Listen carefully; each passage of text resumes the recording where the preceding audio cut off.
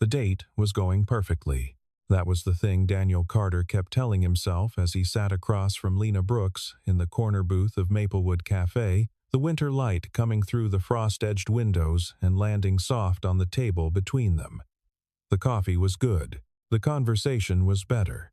She had laughed twice at things he said without any effort on his part to be funny, which felt like a minor miracle. He was 41 years old. He had not been on a date in 3 years. He was not sure he remembered how this worked, but it was working. That much was undeniable.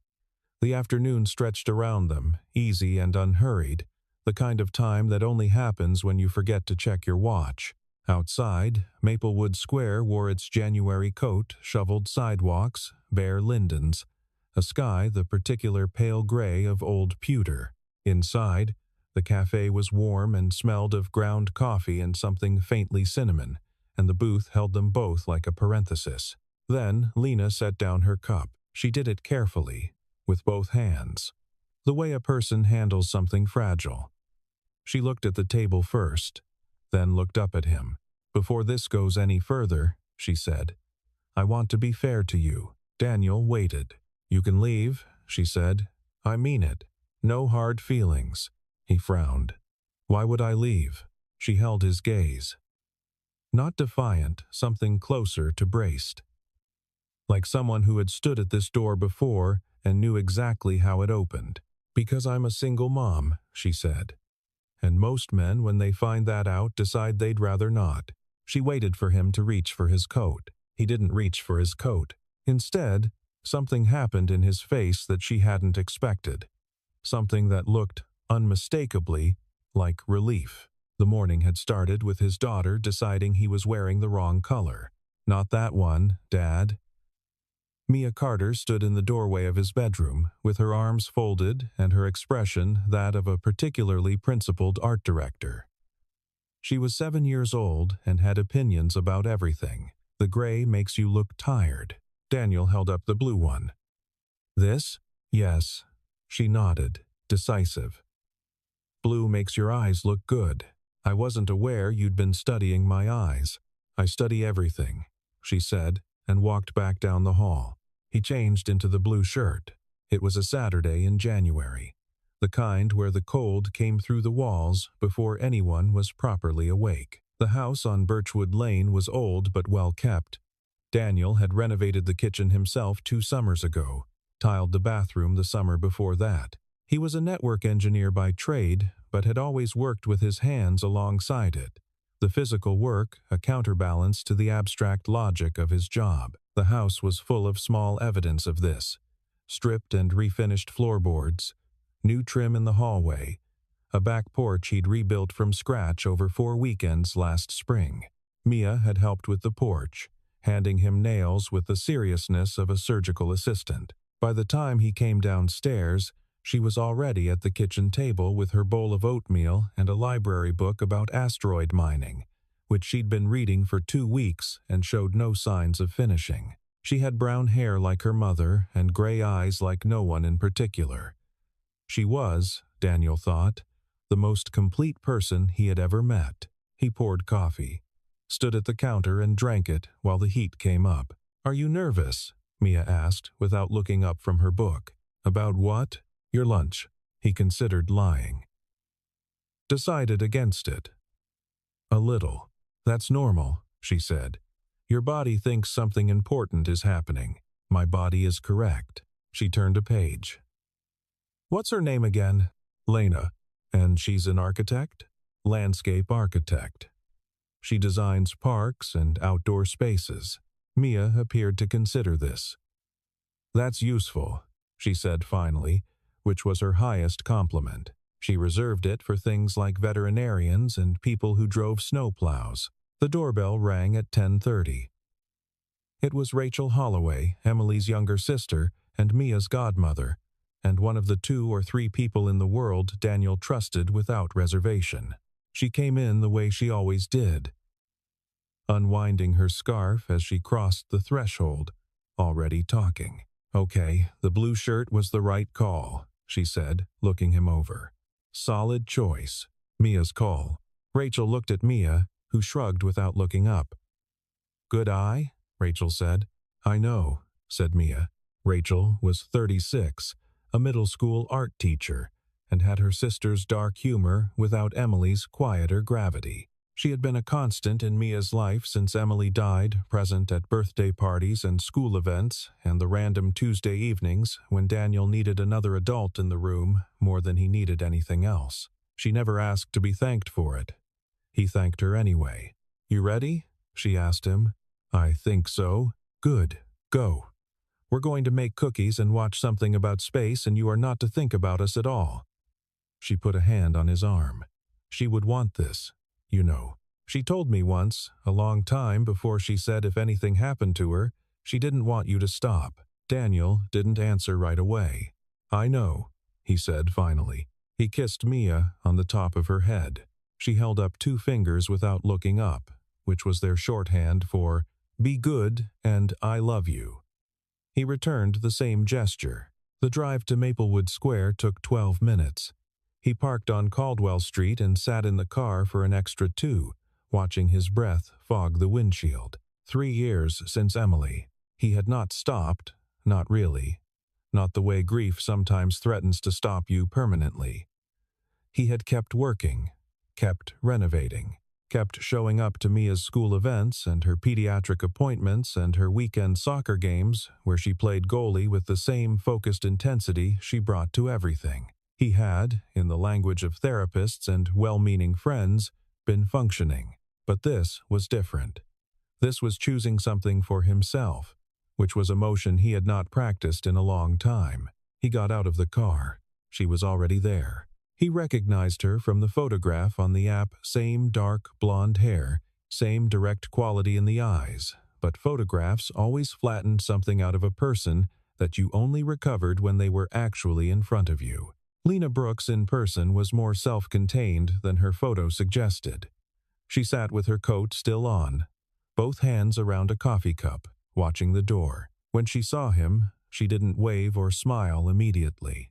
She just looked, steady and assessing, and then after a beat she nodded, as if confirming something to herself. He liked that. He slid into the booth across from her. The cafe was busy without being loud, the Saturday lunchtime hum of people with nowhere urgent to be. "Daniel," she said. "Lena." He picked up the menu. "Sorry if I kept you." "You didn't. I was early." "So was I. Technically." I sat in the car. She smiled then, small but genuine. I almost did the same thing. They ordered. Her. An Americano and a slice of quiche, she said. She probably wouldn't finish. Him. A dark roast and a sandwich, he definitely would. The conversation started in the careful way first. Conversations do work as safe terrain, professionally neutral. He told her about network infrastructure. She didn't glaze over, which he appreciated, but she also asked him the same question most people asked. "Do you like it?" Which most people didn't actually ask. They assumed the answer was obvious one way or another. "I do," he said. "It's puzzle work. The systems are complicated enough that there's always something worth figuring out. What about the part where you're constantly cleaning up after things break? That too, honestly. I like fixing things."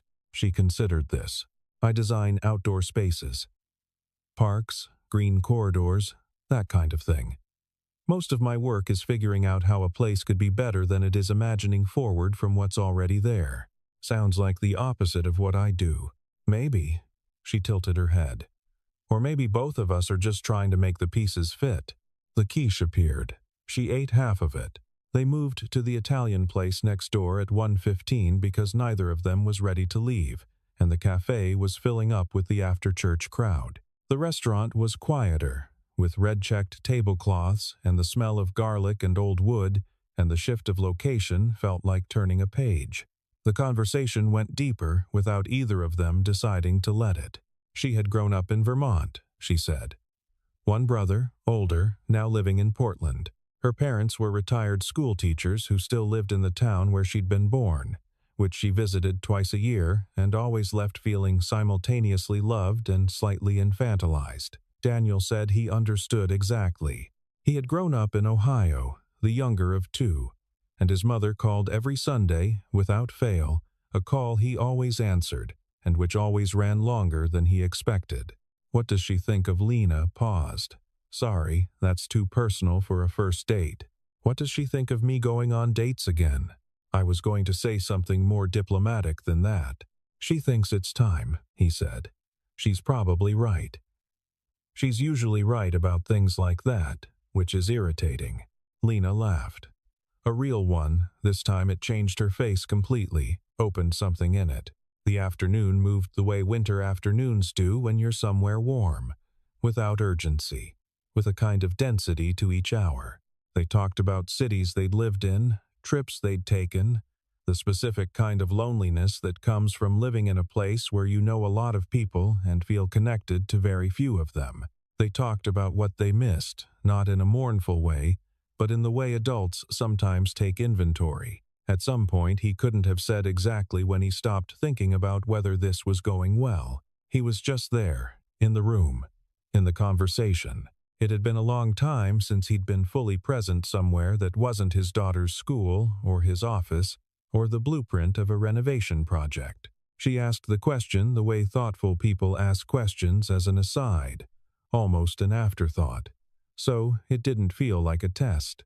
"What takes up most of your time these days?" He had been about to say, "work." It was the reflexive answer, the one he gave in professional contexts and at neighborhood gatherings and anywhere he didn't want to have a longer conversation. He didn't say it. "My daughter," he said. Something shifted in Lena's expression. Not surprise exactly, something more like attention. The way a person leans in slightly when they realize the conversation has become interesting. "Tell me about her," she said. He did. He talked about Mia the way he always did when he let himself, with a warmth that surprised him every time. Because he had been quiet about most things for 3 years and had not expected talking to still feel like this. He told Lena about the asteroid mining book and the obsession with the solar system and the shelf in Mia's room that held 17 rocks arranged by geological era, labeled in her own handwriting. "She sounds very serious," Lena said. "She is. But not in a heavy way. She just takes things as they are. She doesn't waste a lot of energy on what things should be. That's a remarkable quality in a 7-year-old. She comes by it honestly." He paused. She had to. The silence that followed was brief and understood. Lena looked at her wine glass, then back at him. "Her mother?" she asked, quiet. "She died 3 years ago. A car accident. In February, there was ice." He said it the way he had learned to say it, plainly, without the apology he used to put in his voice. The facts were the facts. The grief was separate from the telling. Mia was 4. Lena set down her fork. She didn't rush to fill the silence, and she didn't perform sympathy. She just stayed present in a way he'd stopped expecting from most people. "I'm sorry," she said. "Just that." "Thank you," he said. They sat with it for a moment, the weight of it, and then the setting of it down, the way grief can be acknowledged and then carried differently for a little while. He was surprised, again, at how easy it was to say. The light through the restaurant window had shifted. Afternoon had moved toward the low gold of late January, the sun already angling for the roofline across the street. They had been talking for nearly 4 hours. Lena put down her wine glass in that careful, two-handed way. He noticed it, the deliberateness of it, the pause that came before. "I want to tell you something," she said. He waited. "I've had this conversation before. This exact kind of afternoon." She was looking at the table. "Good conversation, real conversation. And then they ask if I have kids, and I say yes, and that's usually," she exhaled. "That's usually the end of it." "Who's your son?" Daniel asked. She blinked. "Sorry? You said they ask if you have kids. Plural." "But something in the way you said that made me think it's singular." "So I'm asking who's your son?" She stared at him. "His name is Ethan. He's 6. And his father? Not in the picture. By his own choice. From the time Ethan was 2. She said it without bitterness and without editing the flat statement of someone who has had a long time to make peace with a fact, without having to pretend the fact didn't happen. "Okay," Daniel said. She was watching him the way she'd watched the door when he walked in, that same steady, assessing look. "You can leave," she said again. "I mean it. A lot of men, Lena, would rather not deal with." "Lena," he said it gently, "I haven't told you why I found this funny." She stopped. "When you said you were a single mom," he said, I almost laughed.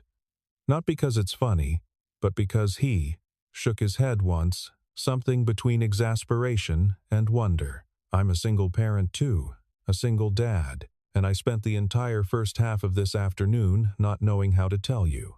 The look on her face was something he would remember later, the precise moment when the armor becomes unnecessary, when you can see a person realizing they don't need the thing they came prepared with. She laughed. Surprised, genuine, slightly disbelieving. "You're serious," she said. "Completely." She pressed her hand to her face.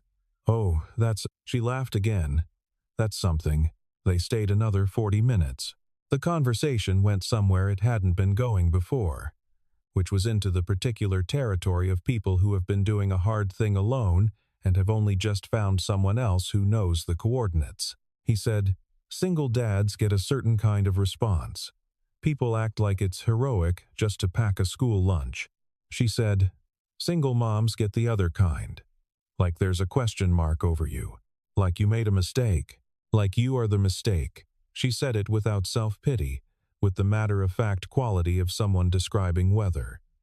"I've watched men walk out of rooms when they found out. I've had second dates cancel after they did the math, and I don't blame them. Exactly, it's a complicated thing to walk into, but after a while you start bracing for it. It becomes a reflex. That's why you told me. That's why I always tell them early." She looked at him. Better to know. He thought about the parallel version of himself, the man he'd been for 3 years, managing the logistics of a life built around a small person, negotiating the gap between who he was before Emily and who he had become after. How many conversations had he cut short? How many connections he hadn't pursued because the opening felt too narrow, the explanation too long? "I did the same thing in reverse," he said. Waited to mention Mia. In case it was too much. We were both doing the same thing. At the same table, she shook her head slowly. She didn't finish the sentence. She didn't need to. They traded photographs the way parents do phone across the table, slightly apologetic about it in a way that both of them could tell was not quite genuine. Ethan, 6 years old, blonde like his mother, photographed in the backyard with his arms wrapped around a plastic brontosaurus, approximately his own size. Another photo of him at a library reading event, sitting cross-legged on a carpet, deeply absorbed in a picture book about sea creatures, oblivious to the camera. "He's very into prehistoric things," Lena said. "Dinosaurs, mainly. But he'd accept plesiosaurs. He's adaptable. Mia would probably like him," Daniel said without thinking. Lena smiled, looking at the photo of Mia, the one he had on his phone, taken last October at a museum. Mia standing in front of a meteorite display with both hands pressed to the glass. "She looks exactly like you," Lena said. "I've been told that. She also has her mother's stubbornness. That can't be a bad thing." "It's not." He took the phone back. "She's a very complete person. I always feel that about her. Like she's not a work in progress, she's already herself." Lena was quiet for a moment. "Ethan's still becoming," she said. "He's shy in a way that changes from week to week. Some days he runs toward things, other days he needs to be near me. I've learned not to try to predict which kind of day it's going to be. That's parenting. That's parenting," she agreed. Outside, the light had fallen further. The square was in late afternoon shadow, the old-fashioned street lamps coming on in the early dark. January did that, took the sun away before you'd made your peace with the afternoon. Neither of them mentioned leaving. He brought it up the way he brought up most things he was unsure about sideways, with a question instead of a statement. "Do you ever wonder how to do this?" he asked. Date, date, and also everything else. Have a life and still be present for them. Manage the guilt. She looked up. What guilt? The guilt of wanting something for yourself. The feeling that having an afternoon like this is somehow he searched for the word. Selfish, she said. Yes. She turned her wine glass slowly between her fingers. Ethan's going to grow up, she said. He's going to need me less than he does now, not immediately, but eventually, and I don't think living my entire life in suspension until then is good for him. Kids read you. They know when you're hollow. He let that sit. Mia told me this morning that my eyes look better in blue, he said. Lena almost choked on her coffee. She's invested, she said. She is. She's been gently suggesting for 6 months that I should, in her words, make a friend. He paused. I think she means something slightly more than a friend. She's 7 and she's matchmaking. She takes things seriously. Lena set down her cup. She looked at him, not the assessing look from before, not the braced look from when she told him. Something different. Something in the neighborhood of wondering. She sounds like someone I'd want to meet, she said carefully. It was a careful sentence. He heard what was careful about it. She sounds like someone who would ask Ethan 17 questions about brontosauruses, he said, equally careful. And mean every one of them. The cold hit them both when they stepped out of the restaurant. January in Maplewood Square had a specific quality to it. The air dry and thin, carrying the scent of chimney smoke from the row houses on the north end. The snow on the sidewalks packed hard and blue-gray in the street lamp light. They stood on the front step of the restaurant, and both of them adjusted to the temperature, the way you have to after a long time inside somewhere warm. The square was quieter now. Late afternoon had bled into early evening, and the Saturday crowds had thinned. A few couples walking dogs, a family crossing toward the parking structure. I should get back, Lena said. My neighbors had Ethan since noon.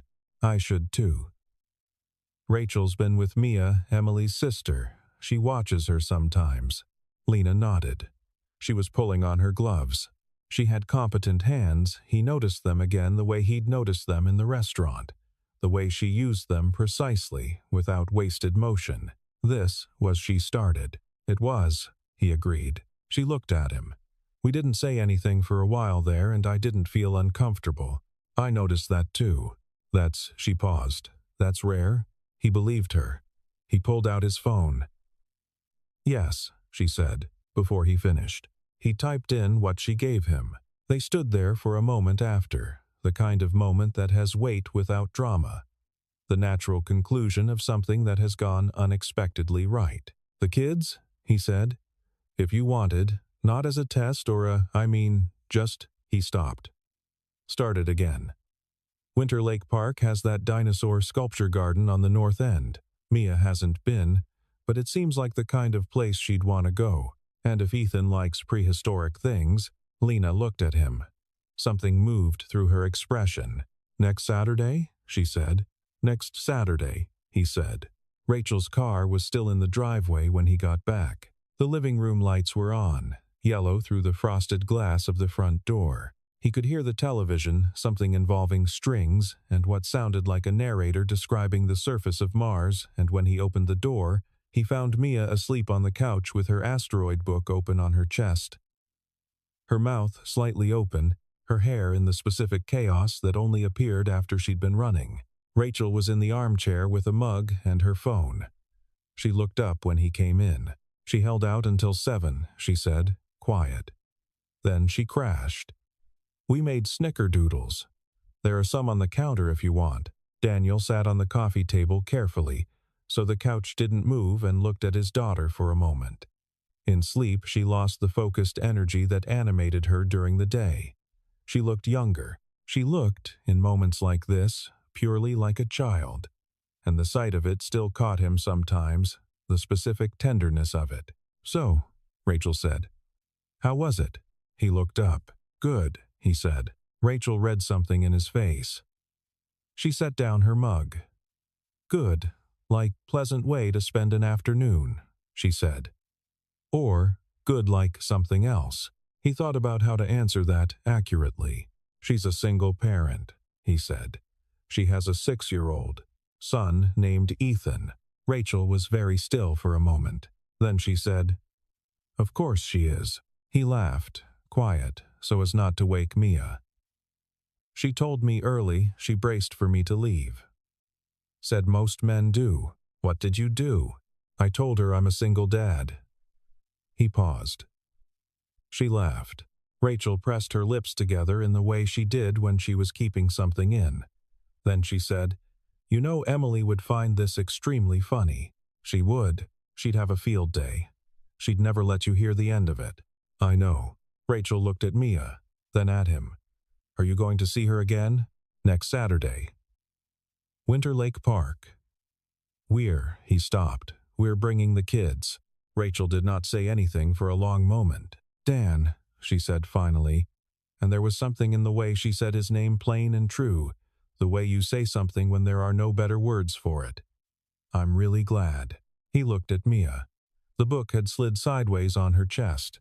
He leaned over and straightened it. 3 years ago, in February, on a road made treacherous by ice and bad luck, he had stood in a hospital hallway and had the kind of conversation that rearranges everything, the geometry of your future, the shape of what you thought your life was going to be. He had driven home from that hospital in the pale dawn of a February morning and walked into a house that was missing the person who had made it a home.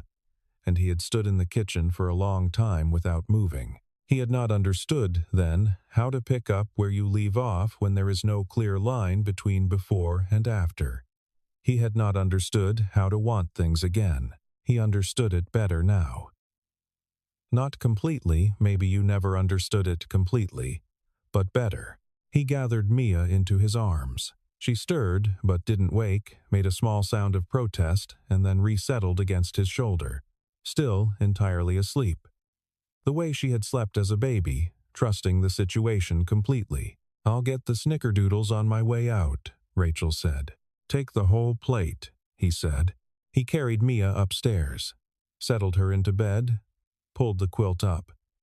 The asteroid book went onto the nightstand, on top of the library book about Saturn's rings that she'd been ignoring for 2 weeks. He stood in the doorway for a moment.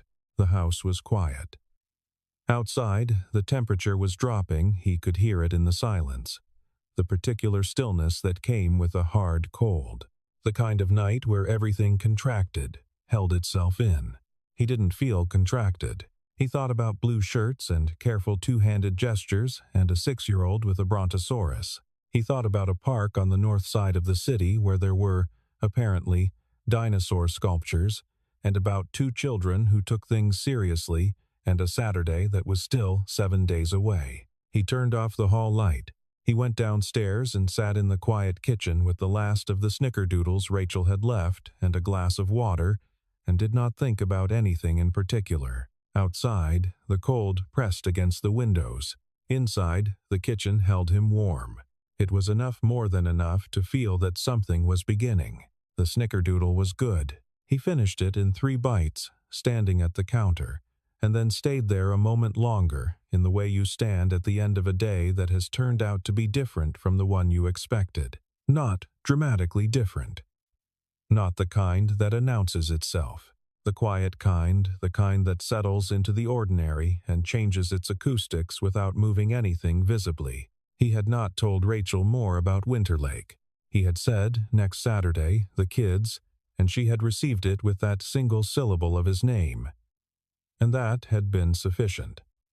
Rachel was good at knowing which things to expand and which to leave intact. It was one of the things he valued in her. She had known Emily her entire life, the childhood version, the teenage version, all the iterations that preceded the person he'd met at 26, and sometimes her steadiness felt like a second inheritance, something Emily had left behind that Rachel continued on her behalf. He rinsed the glass, turned off the kitchen light. The hallway was dark except for the night light at the top of the stairs, a round moon-shaped thing Mia had chosen herself from a hardware store when she was 5, specifically because, she'd explained at the time, space had to be represented in the house. He climbed the stairs, checked on Mia, still asleep.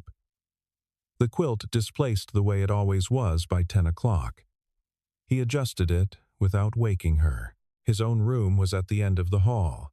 He sat on the edge of the bed in the dark, not ready for sleep, not restless either, just present. The way he'd been present in the restaurant, anchored to the specific moment without needing it to be anything other than what it was. He thought, Mia is going to ask what she was like, and for the first time in a long time, he looked forward to answering. He lay back. The ceiling was the one he'd looked at for 12 years, first with Emily, then alone, and he knew its geography, the way he knew everything in this house. Intimately, by labor, in the dark. He thought about Winterlake Park, the dinosaur sculptures on the north end. He had driven past once in the fall and not stopped. It had seemed like territory for a different kind of family, the kind with 2 adults for a park afternoon. He had not gone in. He would go in next Saturday. Outside, snow had begun, he could tell by the quality of the silence, the way it shifted when flakes started falling and absorbed both the streetlight and the sound of the city. It was a sound like held breath, a sound like the world, pausing before something it does not yet have a name for. He closed his eyes. He thought about blue shirts and ice in February, and a 6-year-old with a brontosaurus and a woman who told the truth early so you would have room to leave. He thought about how the quiet mercy of this particular afternoon was that neither of them had. He fell asleep to the snow, the way you fall asleep when you have been carrying something heavy and have finally, for a little while, set it down.